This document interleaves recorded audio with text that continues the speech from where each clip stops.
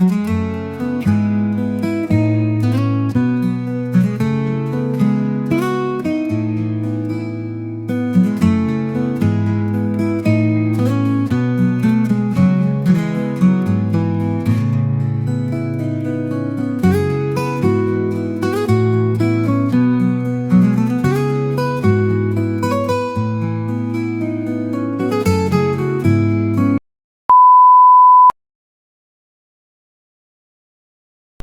morning kapinta, nagbabalik ako muli dito sa Barangay Sawanga. At ang ginagawa ko ngayon ay pinagpapatuloy ko lang yung aking ginagawa dito ng spot map. At nandito na po ako sa part na ito, sa kanyang legend. Rahil ay nagtataka kayo kung bakit matagal ang pag-lettering ko ng spot map na ito.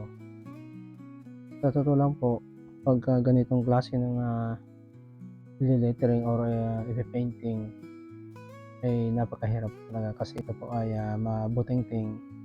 At pangalawa, hindi po dire-diretso yung trabaho ko nito, kasi po minsan pagka umaga ay nandun ako sa Buena Vista para ang lahat ay mapagbigyan ko na matrabaho na agad ang kanilang mga pinapagawa.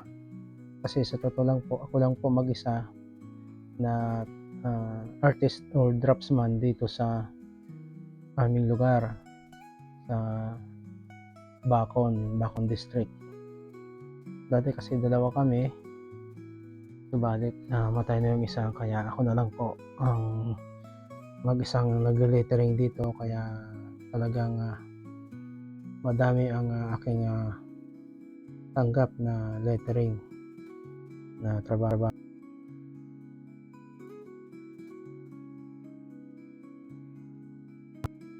Kahit nga po sa Buena Vista National High School ay hindi pa rin ako tapos. Ang gagawin ko pa doon ay yung sa kanilang arko. At isa itong malaking challenge po sa akin dahil noong mga nakaraan na taon, ako ang kanilang kinuha para mag-lettering doon. At may masamang nangyari sa akin. Ako po ay nalaglag sama ng hagdan. Yung hagdan po ang ginamit ko noon, nadulas yung hagdan kasama akong bumagsak. Kaya isang malaking challenge para sa akin kung anong gagawin ko para maletteringan ko yon. Ang sabi nila, ihanap ko sila ng nagle-lettering na kaya mag-lettering ng mataas.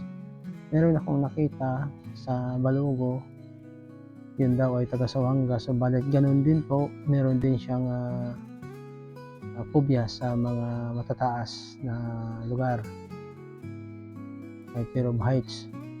Sa akin, nagkaroon ako ng fear of heights nang ako ay madisgrasya sa motor. Kaya nag-isip ako ng paraan kung paano ko maleletteringan yun, kasi wala akong nakuhang magle-lettering na iba. So sabi ko, ako na lang, at naisip kong ideya ay lalagyan ko po ng kahoy na stopper doon sa semento sa baba. Papakuhan ko ng concrete nail, tapos gagamitan ko rin ng tali. Yung hagdan ay tatalian ko sa magkabilang side, at yung lubid naman ay itatali ko doon sa haligi.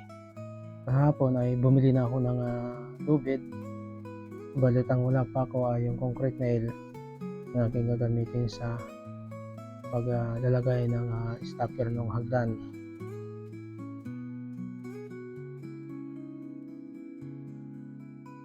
Balit ngayon na pagising ko ay napakasama po ng aking pakiramdam.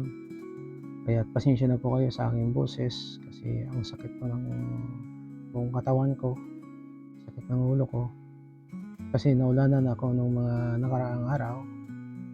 Kapag lettering ko dito, mabuti na lang at dumating na yung aking tarp, dahil kung hindi, sigurado na ma-shout itong nilelettering kong ito. So ngayong araw na ito, hindi muna ako magle-lettering para sa aking kaligtasan, sa aking safety. Hindi muna ako magle-lettering ngayong araw kasi napakasama po ng aking pakiramdam. Makabukas na lang po ako magle-lettering doon sa Buena Vista National High School.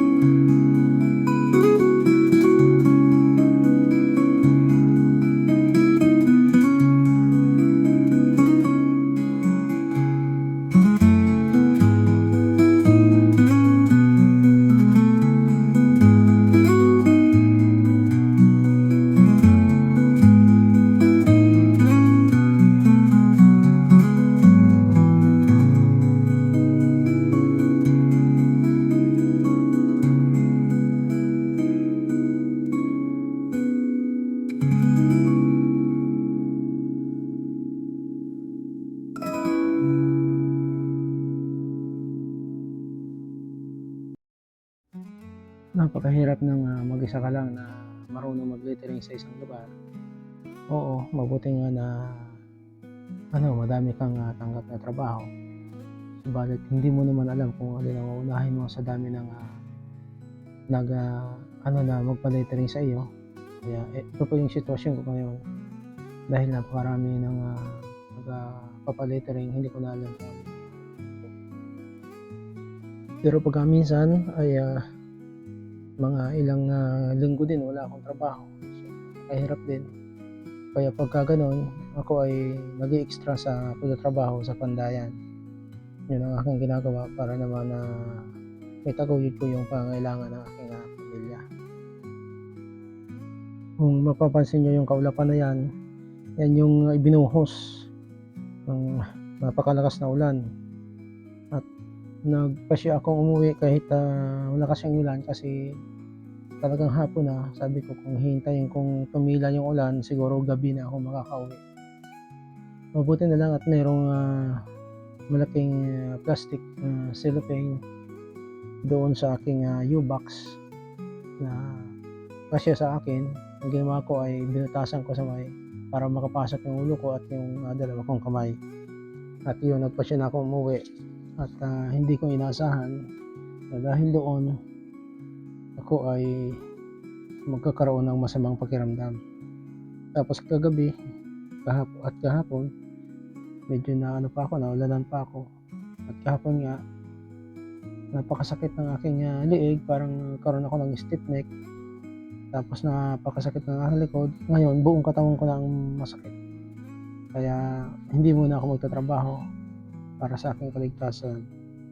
Kasi mataas pa yung pagle-letteringan. Pero kung ganito lang na sa mababa lang, na hindi ako aakyat, siguro kahit masama ang pakiramdam ko ay magle-lettering pa rin ako. Ang sama po talaga ng pakiramdam ko kaya hanggang dito na lamang po itong aking, video at maraming salamat po sa inyong, panonood mga